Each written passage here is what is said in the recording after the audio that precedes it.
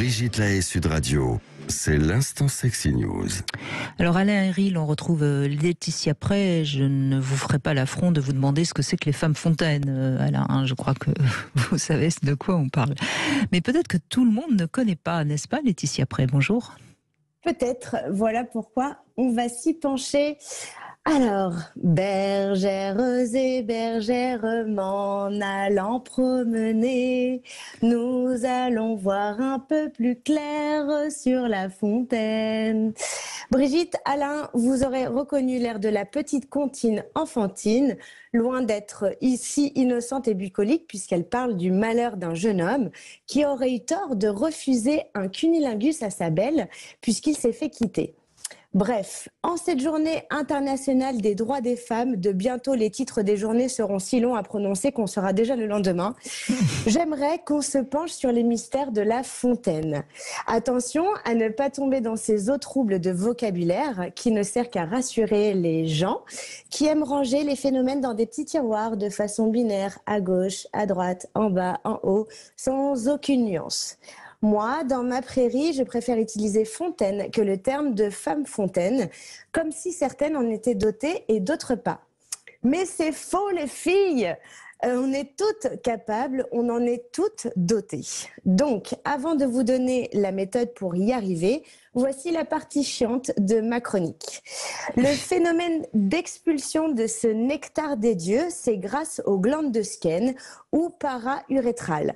Elles participent à la lubrification du vagin, histoire de ne pas s'arracher les muqueuses pendant les rapports.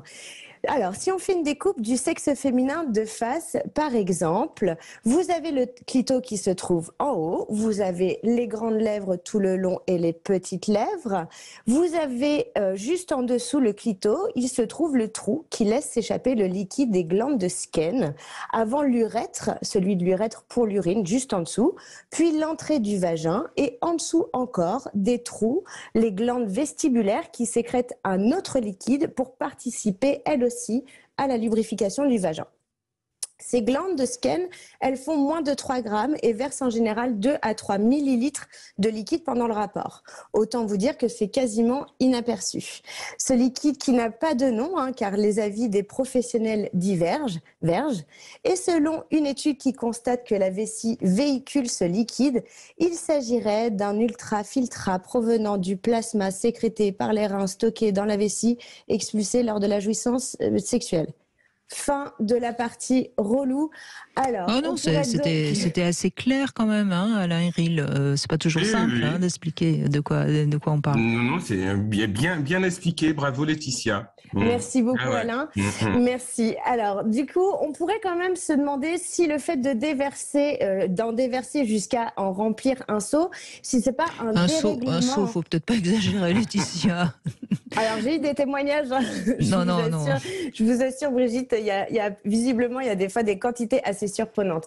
Du coup, mais oui, bon, la fontaine, que ça puisse. Non, mais Laetitia, Alain, vous me contredisez si vous n'êtes pas d'accord, mais que ça puisse mouiller abondamment les draps, c'est vrai. Mais remplissez un seau et videz un seau sur votre lit, vous allez voir ce que c'est. Hein. Non, mais vous voyez ce que je veux dire, Laetitia, c'est-à-dire qu'il y a certaines femmes qui ont beaucoup mouillé les draps, donc elles ont tendance à penser qu'elles ont sorti beaucoup de liquide, mais ça reste, c'est pas un seau, quoi. Vous êtes d'accord, Alain? Oui. Moi, d'après les recherches que j'ai pu faire, oui, ça va pas jusque là. Alors, à moins qu'il y ait vraiment des exemples très spectaculaires, mais en règle générale, oui, c'est... Ou alors un petit seau. Hein. Oui, voilà. un petit seau des enfants qui jouent sur le sable. Non mais, Laetitia, ce soir, allez uriner dans un seau. Vous allez voir que vous remplirez pas le seau.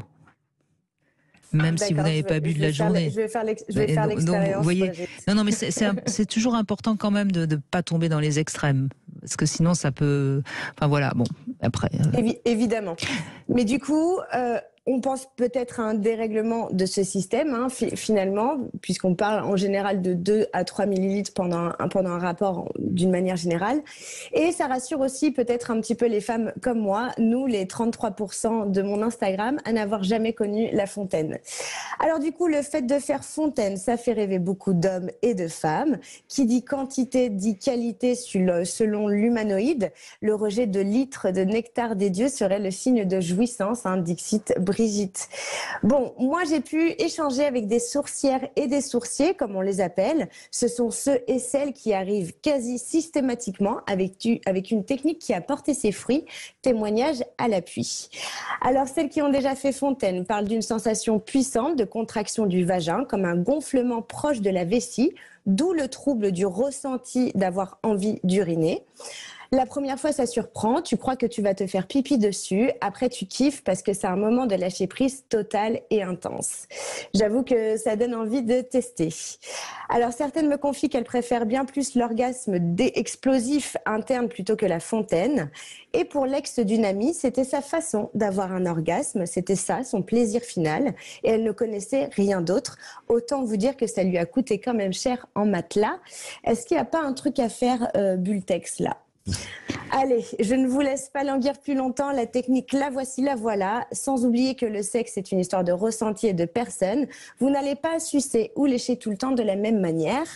Mais voilà la petite technique qu'on m'a confiée, donc qui fonctionne normalement plutôt pas mal.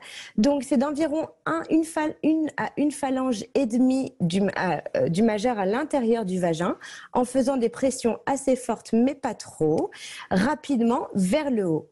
Alors, un stimuli du clitoris, ça aide en général, et c'est là où on sent l'intérieur du vagin se gonfler légèrement et où la femme doit tout lâcher.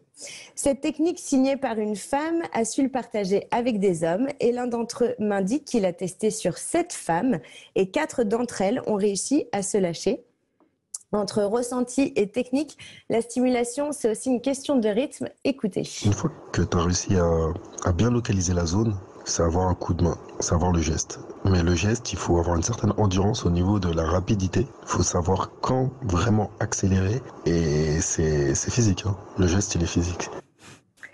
Le geste est physique, apparemment. Alors, on pourrait penser à l'associer à une éjaculation féminine, mais vu le sacré du phénomène fontaine vis-à-vis de l'éjaculat masculin, ça ramène directement au pouvoir de lâcher prise, sur lequel les hommes auraient sûrement plus de facilité dans la vie. Dans tous les cas, la fontaine, c'est une source d'inspiration sans limite, et je vous le rappelle, il ne faut jamais dire fontaine, je ne boirai pas de ton eau, mais fous-en-moi plein le petit seau du coup. Allez, on finit avec un peu de poésie. Aimons, foutons, ce sont des plaisirs qu'il ne faut pas que l'on sépare. La jouissance et les désirs sont ce que l'âme a de plus rare. Et c'est signé Jean de La Fontaine. Eh bien, bravo Laetitia Press. C'est, je trouve, assez juste, Alain Héril. Vous voulez peut-être ajouter quelque chose sur ce phénomène fontaine ?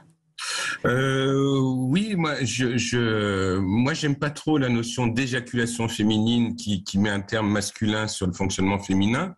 Moi j'aime bien le terme de fontainisation, mais c'est vrai que j'avais écrit un livre il y a quelques années qui s'appelait Continent féminin, justement là-dessus, sur le phénomène fontaine, et j'ai eu des témoignages très très très divers et très intéressants, avec certaines femmes d'ailleurs qui n'aimaient pas ça, pour qui c'était il y avait un côté sale, difficile à accepter et tout ça, et puis avec une profusion de types de fontainisation qui laisse entendre que c'est encore un terrain à explorer. Et puis pour finir, j'avais interrogé 5 grands gynécologues vraiment réputés, et j'ai eu 5 versions différentes. D'où ça venait, oui.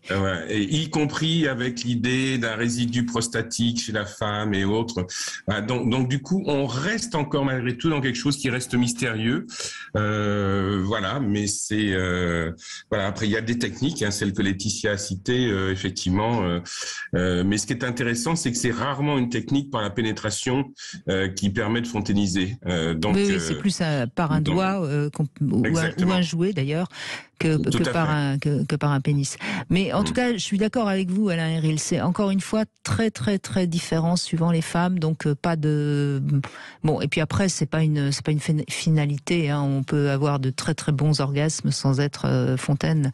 Voilà, mais les continents féminins, en effet, je me rappelle de ce livre. Et on a encore beaucoup de choses à découvrir sur le plaisir féminin, ça c'est sûr. Bon, en tout cas, merci Laetitia Prey, merci beaucoup.